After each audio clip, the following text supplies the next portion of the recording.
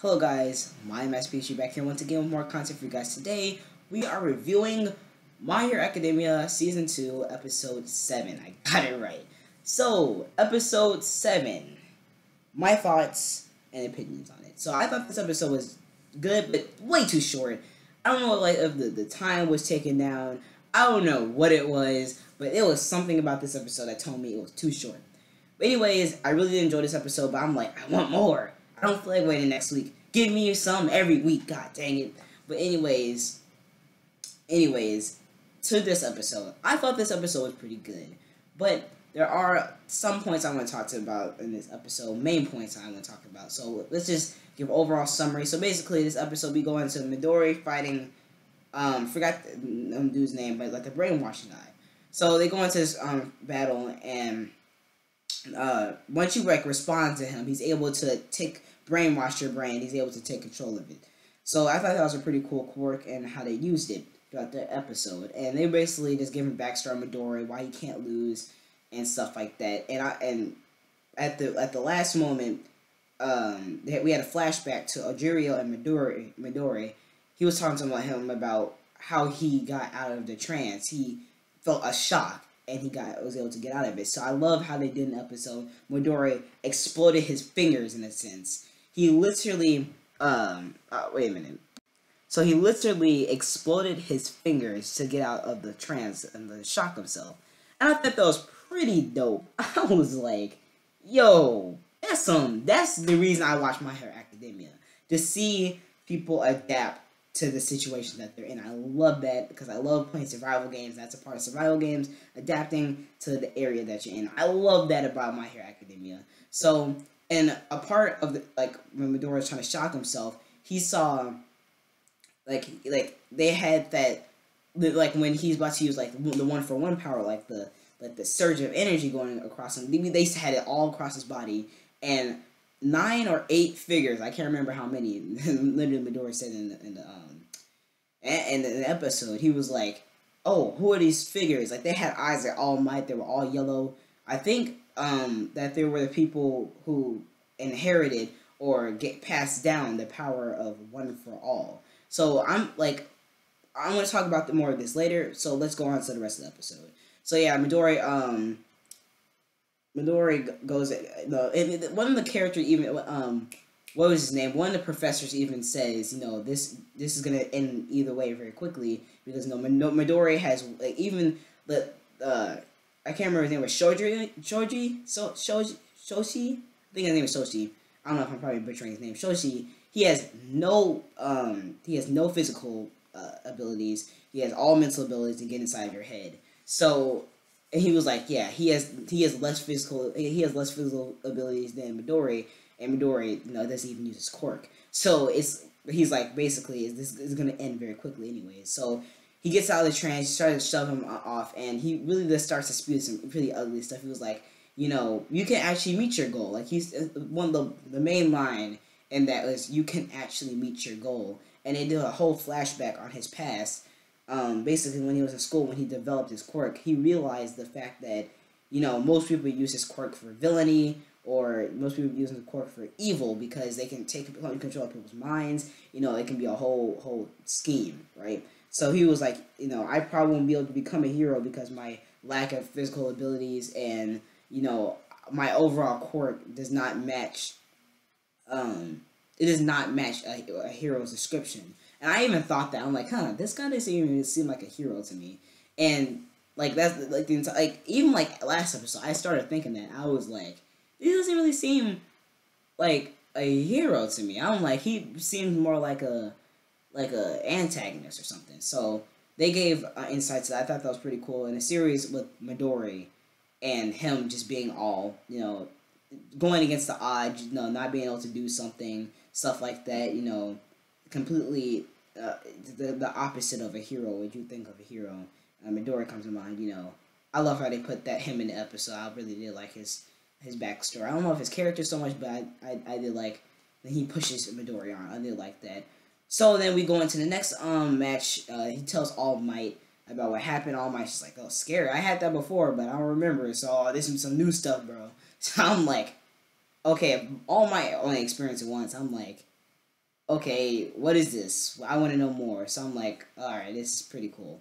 So then we get into Shoko's match. I finally know his first name. We get into his match, and his father and him meet up. He's like, "You're getting in my way," and they have a discussion. He was like, "Your mother's power, the half side, like there's two sides of the body, one part for his dad, one part for his mom." He was like, "The powers that your mom inherited and gave to you are going to, you're gonna reach your limit with those, basically." And that's when you're gonna have to start using my powers. He was like, he was getting really frustrated because I think because he knows it's true. So he goes into the match. I love the comedy and like the subtle comedy in the scene. The tape guy literally is like, screw it, I know I'm not gonna win, might as well. Does it, tries to throw him off. He gets so pissed to the point where he's just like, screw it. He slightly moves his foot, and the best scene, a part of the episode comes into the play. He moves his foot slightly, and a whole mountain of ice. Half the stadium is filled with ice now. And he said, "Oh, I got a little bit overwhelmed. I was angry. I'm sorry. I overdid it." He was like, "Oh, it's okay." And everybody was like, "Don't worry about it." And the stadium was like, "Don't worry about the damage. We got it." I'm like, "No, he needs to worry about this. The dude is a monster. Like, oh my god." And that's the other point I want to get to, and another three points that I want to get to in this episode. So that's basically when the episode ends off, and Midori talks a little bit more, and that's basically an episode. And I just want to say how crazy it was that he just slightly moved his foot and half the stadium was full of ice. And that's the fact that his dad said he hasn't limited his mom's powers out. So he's really is a monster, because the powers that he does have, he's wrecking everybody with already. Just imagine if he had his dad's powers used all the time. And well, 4 points I want to get to in this episode 4, and I'll put them in sequence. So, well, and at the end of the episode, she tries to use his fire powers, like uses heat to get the tape guy out of his ice, which is kind of hilarious. Everybody in the stadium was kind of hilarious. The subtle comment episode was just amazing. So yeah, that was basically an episode there, and I just want to say how much of a monster he's gonna be. The fact that he's not using half of his powers, and the fact that he's using half of it, and it's not limited yet, and he's defeating everybody. It just really shows you the overall theme of season 1 and season 2 is potential. Midori has so much potential just because what he's doing so much is just crazy. Like, he's doing all these crazy things that are happening, and he's like punching people, and he's doing all this crazy things. He doesn't even have 25% of One for All yet. So but you have Boko. If he control his temper and learn how to use his powers better, it really does show you with those 3 characters really the whole theme of just potential. And I think that's pretty amazing. So the first point I want to get to, the whole scene with the eyes going like all night. So the first thing I thought of that episode, he was like, "Oh," Midori was like, "Are these different people? Like, why do he was like, why do these people feel so familiar? Why do they why do their presence feel familiar to me?" And he was like, "Are these the people that gave me or passed down the One for All power?" And the thing I'm thinking about is like, it's like an Avatar deal. Like, if you guys watched the original Avatar series, you would know like Aang could connect like the avatars go like to some kind of spirit world or something, and Aang is able to connect to them or connect to the messages that they left before they died, or well, they passed on at least. And it's like on a deal like that where like the people that One for All, like, they have their own little world or something, and or like they go like they can be able to connect to each other like how Avatar did it, and like they leave messages. I thought that was pretty cool. I'm like, hey, that's pretty good. Hey, this may be a potential theory in the future. But anyways, next point. Oh god, I don't remember the next point. Oh god. Oh yeah, next point. Can we just appreciate the fact that Eureka's my new wife I'm playing. Can we just appreciate the fact that Midori is like both all these characters have not limited out their power, but they're so freaking impressive. Can we just appreciate the fact of that? I just want to take a little bit of time out.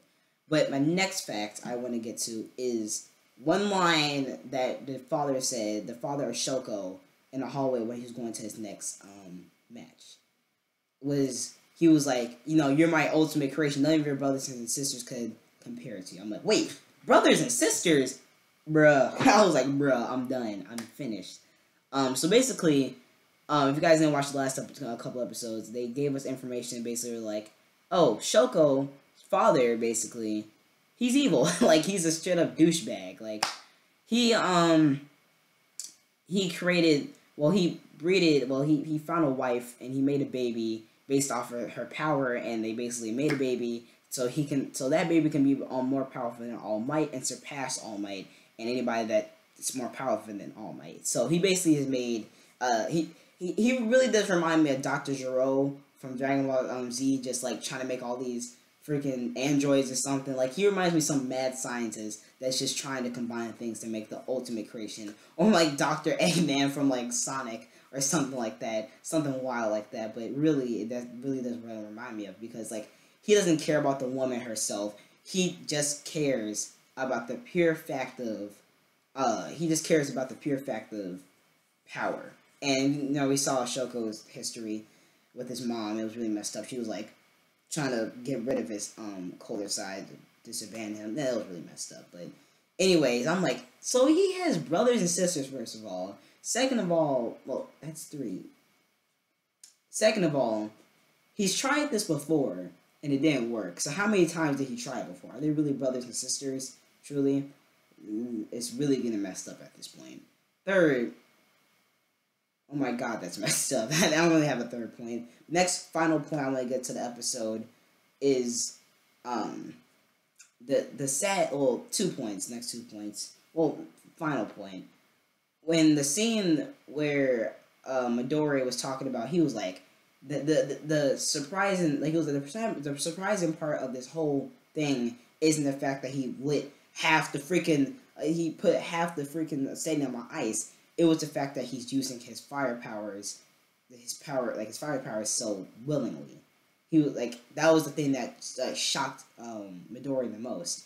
And I feel like the look in his face, we have never seen it from that character before. Never in My Hero Academia have we seen the look like that from Shoko before. He had a pure look of sadness, and even Midori said that in the episode. He was like, he doesn't look mad or frustrated. He just looks sad.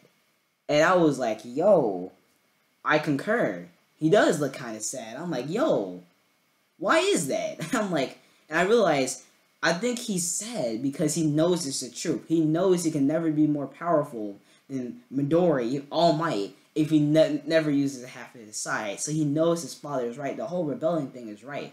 He's trying to, he's trying to accept the fact that he has to use those powers. He has to use it in order to become stronger. And I'm like, that's really messed up, you know, comparing the fact that I'm like, well, he screwed his mom over and, you know, all that whole backstory. So I feel like he's going to get to the point in the series. He's going to accept the fact that he has those powers. He has to use them, yada, yada, this, yada, yada, that. So I can't wait to see more of Shoko in the future. But if you guys did enjoy this episode of My Hero Academia and this review, make sure to leave a like below. If you guys want to become a mini future today, make sure to hit the subscribe button down below. Why not down there? Hit the like button, you know, subscribe, share, do whatever you guys want to. I'll see you guys next time. I almost made it through this video without stuttering. We stopped that. But yeah, this episode is very good. I'll see you guys in the next episode. Peace out, my mini Pichus.